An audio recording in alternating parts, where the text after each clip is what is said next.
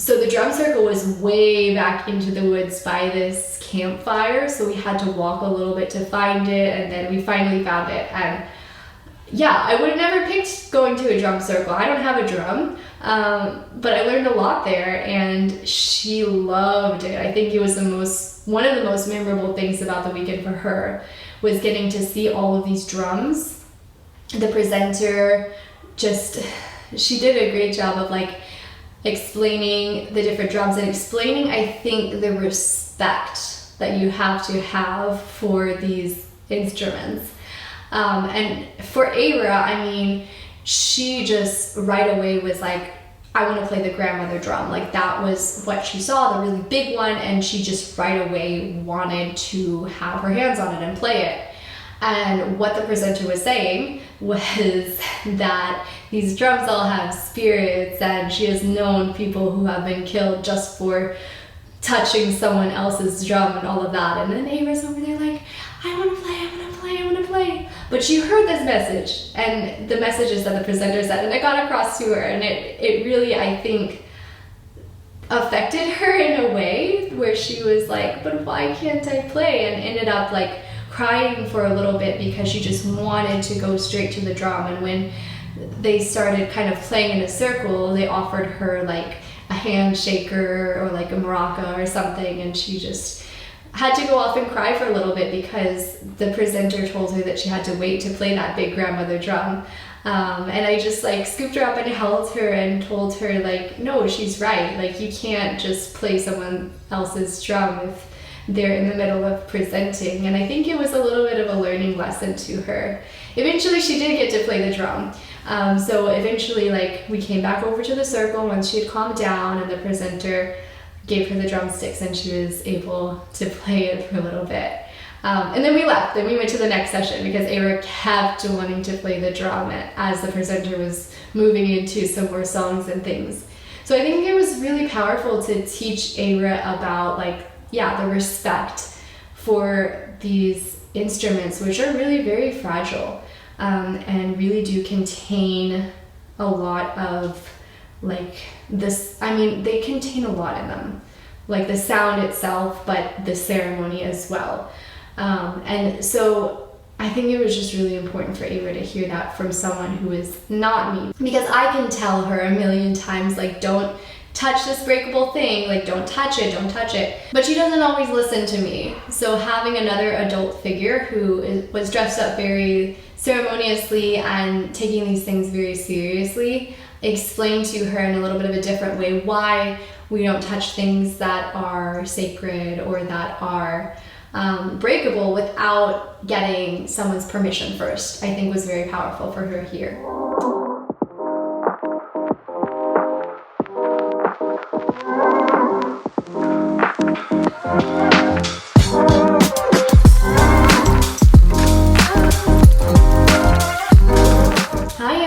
Welcome to the Coffee Witching Hour. My name is Lacey. If you've never been here before, this is my podcast on yoga and on raising my two kind little humans. Today we are going to talk about a recent experience that we had. We went camping last weekend, and I truly never thought this would be something that I would get excited about and want to share on a podcast, but we had the best time going camping. This was my first time ever going camping in my life. I mean, I went camping as a kid and at Girl Scout camp, but I don't even know if that counts because there was like a wood floor and a kitchen and all of that. So basically what I'm trying to say is this is my first time going camping. This was my kids' first time going camping, and I'm going to talk a little bit about that experience today. So yeah, so let's just dive straight into it. Okay, so I will say that I don't think I ever in my life wanted to go camping before, so it took really something. It took a yoga retreat to get me to camp, because we went camping as part of a larger yoga retreat. So I originally was just going to go by myself and camp out in the woods there.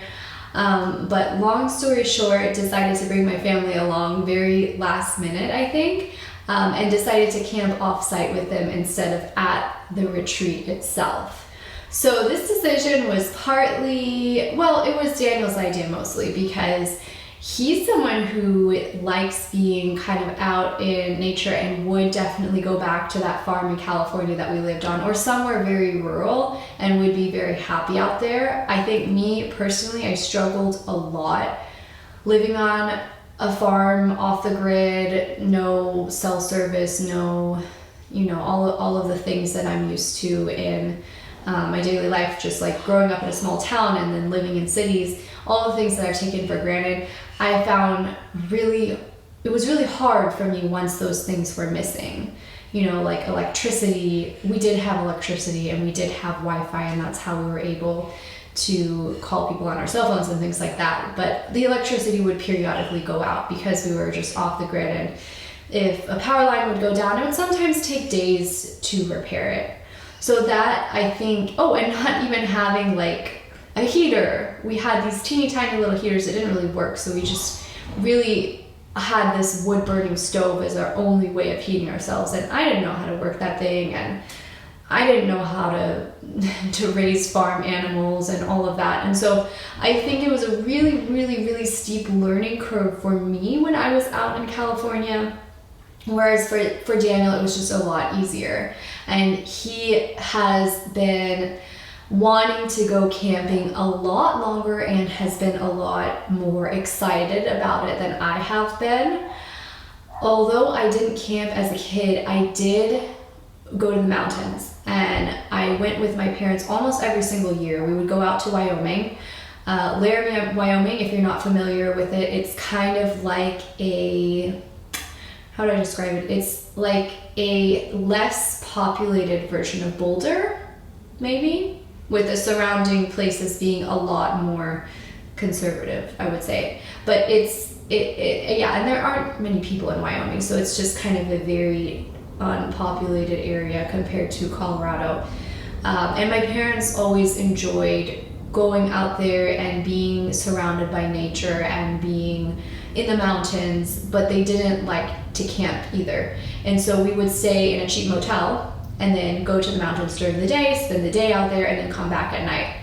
So I had that experience in those formative years of being out in nature and being immersed in nature, and just really developing a deep appreciation for the mountains and for the trees and for all of those things. And I think that's a big part of what made me who I am as a person. But the camping piece was just never there, never something I got particularly excited about. So when one of my friends mentioned this yoga retreat and mentioned that it was a camping kind of thing, I was just like, okay, well, this is something that I'm just gonna have to get comfortable with, because I wanted to go to this retreat, and so I was gonna have to camp. So the plan was originally to use my friend's one-person tent, just drive out there and pack enough food for the weekend and just be good out there by myself. Daniel heard that, and of course he was like, girl, you don't know what you're doing. And like, of course, a little bit protective, a little bit, I would say, jealous also, because he wanted to have that experience camping too. So he decided to buy the camping gear and decided we would all go out camping, which really turned it into a different experience in a good way, I think. Now we do have a tent that's big enough for a whole family, so we can all fit in there, and it's very spacious, it feels like. He bought a little like camping mattress, little mini fridge for our electric car, and like, yeah, all of this stuff, all of this like gear we now have, because if Daniel's gonna do something, he's gonna be a little bit, I don't want to say perfectionist about it, but he's gonna want to do it the right way. So we got all of the gear, and my role in this was preparing the food. And I realized that even though I hadn't camped before, I really knew exactly how to prepare food for camping, because watching my mom growing up having her like food box and cooler for long trips when we were driving across the country, it's really no different. It's the same thing. So I prepared, just got a lot of like bread and peanut butter and jelly and like all of those things that I had growing up on those long trips. And then also for the cooler had some rice, some tofu, made a little black bean corn salad that I would throw together as like a nice little salad for dinners. And then overnight oats, which were just, oh, so nice. So made overnight oats and would eat that on the way to the retreat in the morning whenever we would drive there, because there wasn't a lot of time in the morning and everything takes longer when you camp, as I learned. Yeah, and made a bunch of trail mix, and that was, I honestly made way more than enough food. So really didn't think that I was going to be prepared, but then, oh, and hard-boiled eggs too, because Ava loves hard-boiled eggs. So didn't think I was going to be prepared food-wise, and was like, how am I going to do this? But then once I started cooking, was like, oh wait, I know exactly how to do this. So we had our food, we had our tent, we had all of that. The kids were great. I always kind of think that like the kids are going to be an issue when we go places and try new things, and you know, sometimes things are slower with kids, but on the whole, like with traveling and camping, it's not the kids who slow me down, although it is, you know, an added layer, but they are just such a part of the experience. They are so like woven into the experience that I couldn't imagine doing it any other way. And so out of everyone, I think Ava was the most excited about this. She had been asking to go camping even just in the backyard for months and months and months on end, and so when we finally said we were going to go camping, she was really excited. And the whole week leading up to it was like, are we going camping yet? Are we going camping yet? Are we going camping? And then finally on that Friday when we went camping, was just so excited about it. And she was really excited with like putting up the tent and sleeping in the tent and all of that. And then the first morning that we were out there, because we were just out there for 2 days, just for the weekend, I, in the morning, went to the retreat site by myself. Well, I should say my goal was to go to the retreat the night before and kind of get settled in.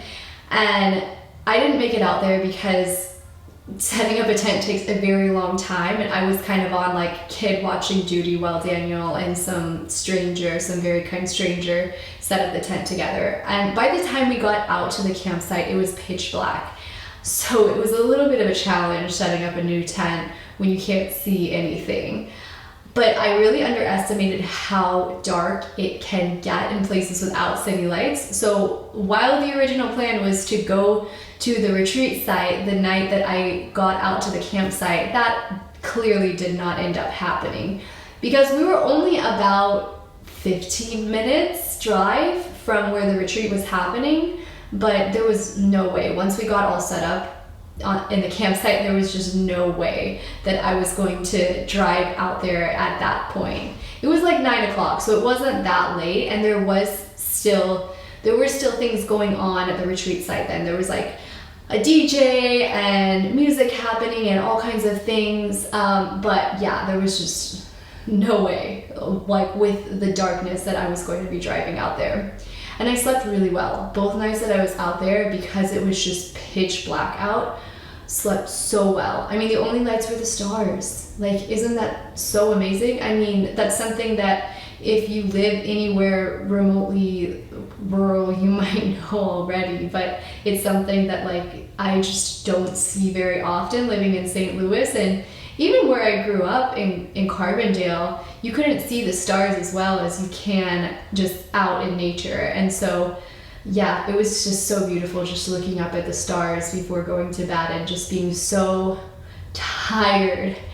Both nights I tried to read a little bit with the little like book light, and I was just like, with all of the darkness and the nature sounds and everything, there's no way I couldn't keep my eyes open.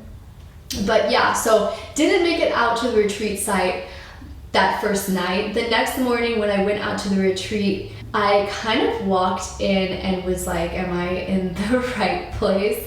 Because this is a women's only retreat, which is why Daniel also wasn't camping on site. It was a women's only retreat. Children are also allowed, but I didn't want to take them the first morning because I did want a chance to get to experience some of the workshops and sessions on my own before bringing the kids in. And also, so what I learned from my friend who had been there last year at this retreat was that there's some nudity. So this was a place where, and that sounds wilder than it actually is. It actually wasn't what I learned. It wasn't like anything scandalous, or it wasn't anything sexual, I will say. It was more about that distinction between sensuality and sexuality, and sensuality being like you can just feel free to be in your body and to experience the pleasure and the feeling of being in your skin without feeling like you have to be inhibited.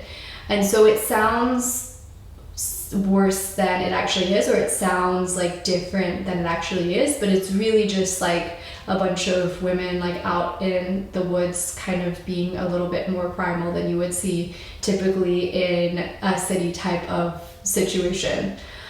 So, but I wanted to check it out by myself first before bringing the kids in, because when I heard that there was nudity, I'm like, what? Like, what am I signing up for? What am I bringing my kids to? Not that I'm like judgmental of those things, but just didn't know how it was going to play out. So I went by myself that first morning, and there was no one out. Like, there was a greeting station, but there was no one there. And so I kind of walked in and was like, am I trespassing? Am I in the right spot? Because everyone was just sleeping in their tents.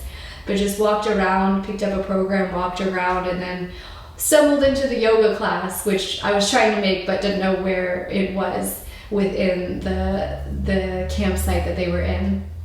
So I walked into the yoga class, which was a very trauma-informed, like gentle yoga practice. So it was a really great way to ease into it.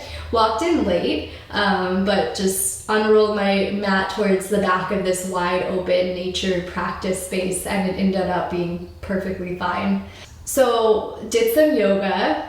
There was next another yoga class. It was like a Kundalini yoga class, which was really amazing. Like, I usually don't like Kundalini yoga, and maybe I haven't done it in a few years, so I guess it's a little different doing it now versus when I first started practicing and was like, what is this chanting? What is this weird breath that we're doing? But I think now, at this stage in my life and at this stage of like being able to appreciate the meaning behind certain like mantras and like the symbolism of things that are said and that are just thrown around as jargon, and not having known what that meant when I was younger. Now it's like every word that the teacher says, I'm like, oh yeah, I know what that is. Oh yeah, that's wow. And like the visuals of like, you know, the like Ida Pingala, like Shashuna Nadi, like all of these things that first hearing them years ago, I was like, what on earth? But now I'm like, oh yeah, like, so it's just a different experience going to something like a Kundalini yoga class now versus whenever I started practicing yoga. So this Kundalini class was just my absolute favorite of the entire session. It was just so like feminine forward, and that's the whole purpose of the retreat, was to be a very like feminine space. But it was just the way it was presented was just such a like feminine like style of Kundalini yoga, and it was just so amazing. The next session that I went to, because it's just kind of like back-to-back sessions that you can go to, or you can walk around and go to the little vendor booths, people selling like teas and crystals and all kinds of things. So you can like walk around and go to those booths, or go to the water, or things like that, or you can just go to the sessions, which there were so many sessions happening during the day. So the next session that I went to was a vocal awakening session, which ended up being a lot of animal noises. And at that point I'm like, no, I need to bring Ava here because she loves making animal noises. Like, she would be so into it. So went and got her and Ezio for the afternoon sessions. In the afternoon, I took them over to, there's a place on the campsite called the Mama's Nest, and it's kind of like a kid's place. So I took them there, and it was supposed to be that there were 2 nannies who were able to watch the kids and I could drop them off. But I really wanted to play with them because I hadn't seen them all day, and yeah, just wanted to hang out in nature with them. So one of the nannies didn't show up until later, so I just kind of hung out with the kids. And Ava flew a kite around and around and around, and she's only flown a kite a couple of times before, but I've never seen her fly a kite like this, like out in this open field where there is actually wind to get the kite to lift in the air. And she just ran, and like the kite was up so high and everyone was cheering her on, and it was just so beautiful. So she just like for a very long time was running around flying the kite. And then there were nature crafts and things that were just, I think, so fun for the kids. Eventually the second nanny came and she took Ezio, and then Ezio just immediately fell asleep in her arms because I think he was just so worn out from spending the morning at the river with Daniel and doing these kind of like fun nature activities in the afternoon. So he took a good nap, just fell asleep on this quilted blanket. And then there was a big dance party, which is the thing that I wanted to bring Ava to. So everyone kind of got together for this like ecstatic dance thing, and Ava was so into it. She's honestly like the bravest girl, and like seeing her at this type of event just like inspires me because like she's just in her element. She's just so wild and uninhibited. And I think me now, like as a woman, like has to do a lot of deconditioning all of that just like insecurity that I feel around like letting go and just dancing in front of strangers. But Agra, I mean, at 4 years old, is just able to just go out there and just dance her heart out, which is something that I admire a lot. And so she just like right away got into it. Ezio is going through a little bit of a separation anxiety phase, so he was not as into it. Not that he didn't enjoy the music, but he just wanted to be held the entire time. So I had to dance with him in my arms. Every time I tried to set him down, he was like, no, mama. So I had him in my arms the whole time, which is a little bit harder to dance, but but he was nice and snuggly as we danced the whole time. So they really, really enjoyed that. And then when we left for the night, Ava just really was just talking about the dancing and the kite flying, and I hadn't been planning on bringing them back the next day because I was like, well, they got their time there today, and I think maybe I'll go back to some of the sessions tomorrow and get to do them. But no, the next morning when Ava woke up, she was like, Mama, I want to go back. I want to go dance. I want to go fly the kite. And so I decided to take her back for the next day. So that next day, I didn't bring Ezio back because actually this is a bit of a thing that I'll mention now, some of the drama that happened with the retreat, not related to Ezio specifically, but some of the drama leading up to this retreat that, I mean, I don't even know if I should mention it here, but something that I heard was just the kind of the way that they defined it being a women's retreat. So when I brought Ezio the first day on Saturday afternoon, the first reaction I got was from an 8-year-old girl who was like, he's a boy, he can't be here. And on their website it clearly said like you have to be 8 or younger if you're a boy or something like that. So he was allowed to be there because he's only 1 year old. He's not, anyways. But still kind of got the sense that like, okay, even though there is that guideline where you should be a woman if you're over 8 years old, like I felt like he wasn't super welcome there. And maybe that's just like a little kid saying that, and maybe it was actually fine, but it was a women's retreat, so decided not to bring him back the next day, partially because of that, and also partially because he was just a lot to just carry around the whole time. And so Daniel and I decided to divide the labor a little bit more, having me take Ava and him take Ezio. So the way they defined women is having a yoni body.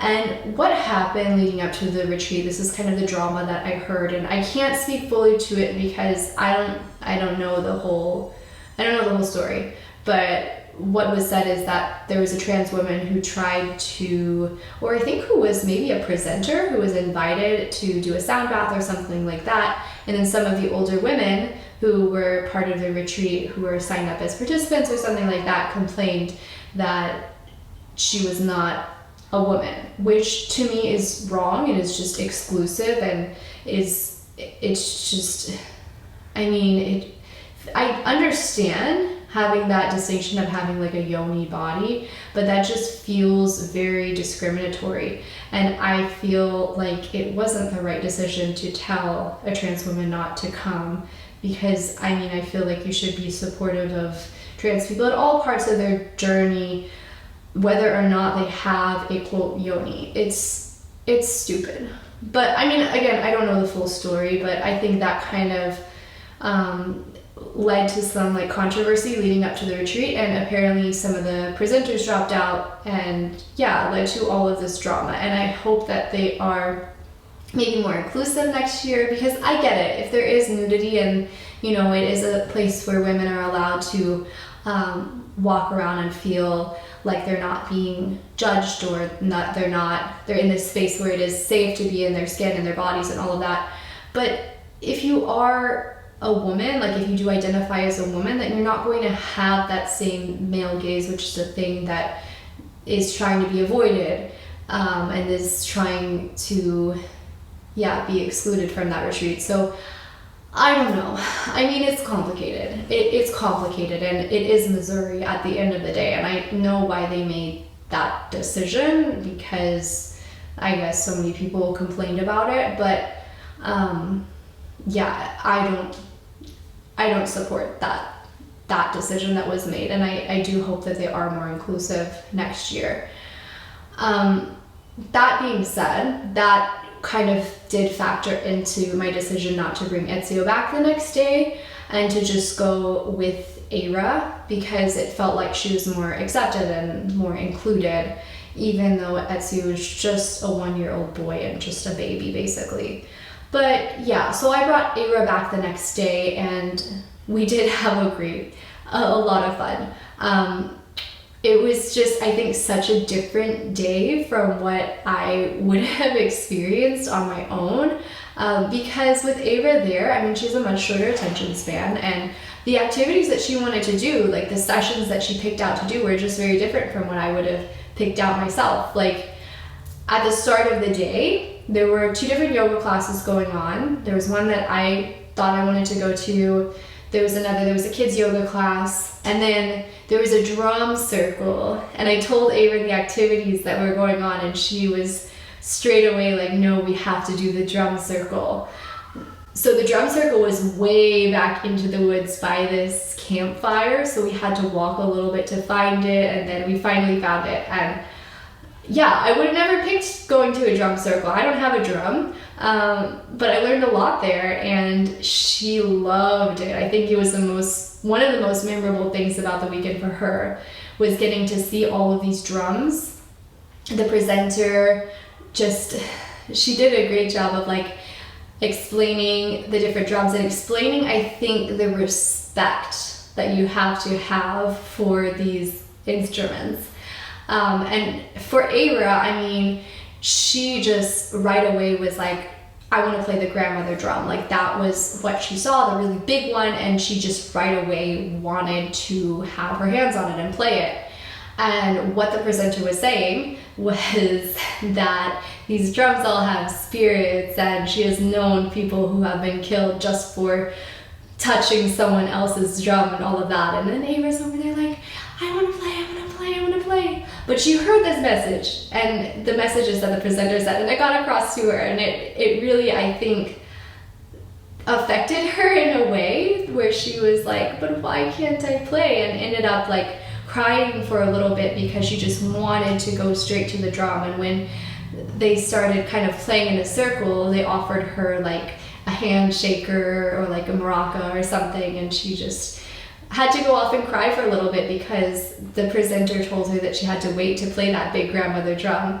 And I just like scooped her up and held her and told her like, no, she's right. Like you can't just play someone else's drum if they're in the middle of presenting. And I think it was a little bit of a learning lesson to her. Eventually she did get to play the drum. So eventually, like, we came back over to the circle once she had calmed down, and the presenter gave her the drumsticks and she was able to play it for a little bit. And then we left. Then we went to the next session because Ayra kept wanting to play the drum as the presenter was moving into some more songs and things. So I think it was really powerful to teach Ayra about, like, yeah, the respect for these instruments, which are really very fragile, and really do contain a lot of, like, this, I mean, they contain a lot in them, like the sound itself, but the ceremony as well. And so I think it was just really important for Ayra to hear that from someone who is not me, because I can tell her a million times, like, don't touch this breakable thing, like, don't touch it, don't touch it. But she doesn't always listen to me. So having another adult figure who was dressed up very ceremoniously and taking these things very seriously, explain to her in a little bit of a different way why we don't touch things that are sacred or that are breakable without getting someone's permission first, I think was very powerful for her here. Yeah, the rest of the day we were kind of back over by the, like, open nature-y yoga space for most of the day, and I tried to do a breathwork practice, but Ayra was wanting to fly her kite and needing some help with it, so mostly just helped her fly her kite for a little bit. And she was going through a little bit of a thing where she was really good flying her kite for a long while. I got to listen to a whole talk about healing the sisterhood wound and all of that, but then got to a point where she was getting a little bit frustrated with it, and a girl asked her for the kite and she didn't want to share, so I had to take it from her and give it to the other girl. And then she had a little bit of a meltdown, a little bit. So I walked her over to a covered tent. It was called the Red Tent, and what it was for, actually, this is really interesting, what it was for women who are menstruating to kind of sit there, lay back, and be able to do things like coloring books and reading, and there's some, like, oracle cards and tarot cards and bubbles in there, and so really it was like a calm corner.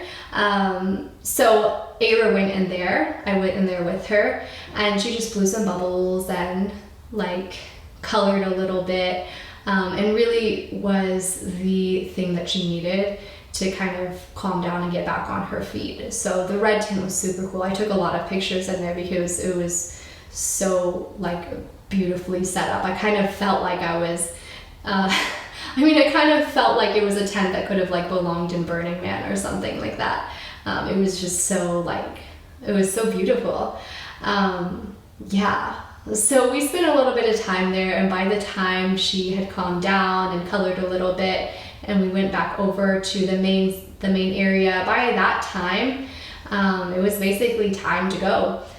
So it was, the whole weekend went by so quickly. And I mean, everything, like, transition wise takes so much longer, like, out of nature and with the kids. So, you know, it took us a while to kind of walk through the woods to get back to where we were meeting Daniel. So we really took our time with those transitions. But yeah, everything takes much longer out there, and that's partly why the weekend went by so quickly. I think if I had been there just by myself, it would have felt a lot slower, and if I had shown up on, like, Friday night or even Thursday when the retreat was starting, I think I would have, like, felt like it had gone on a lot longer. But because I was kind of in and out camping with the family and going in with Ayra, with Ezio, just by myself, it went by so quick. And it was just, like, overall so nice to be in this space where I felt, like, supported and held and, like, I don't know, like, accepted in this big sisterhood, I guess. And even though there was some controversy, like, going into the event, it felt like a very accepting, supportive space. Like, obviously there could be more done to be more inclusive, and I hope that is something that they incorporate in the future in terms of, like, yeah, just, like, thinking about inclusivity. But yeah, overall it was a really fun experience, and it was, like, something that was really special for me and Ayra to get to go to. And I think it felt like the most hippie thing that I've ever done in my life. But yeah, it was just a lot of fun. And it was like, I left that weekend feeling so inspired, not only to go back next year to that same retreat, but to go camping again, because like now that we have this tent, we're talking about driving out to Colorado sometime and just camping in the mountains, which I think would be so beautiful. And yeah, like I think this is the beginning of an era of us just like getting into nature and feeling more comfortable in nature. Me with all of my creature comforts and being so apprehensive about camping and all of that in the past. I think all of that is gone now, and I'm like, yeah, let's do it again. Let's do it again. So that's a little bit about our camping experience. I hope you enjoyed hearing about it. I don't know when we're camping next, but it might be soon. But yeah, I will keep you updated, and I will be back in a few-ish weeks talking about probably about more of my French program and more about life. If you have ideas for things you want to hear, like yoga stuff or stuff about my kids or whatever, let me know. Let me know if you have podcast topic ideas. Otherwise, I will see you soon.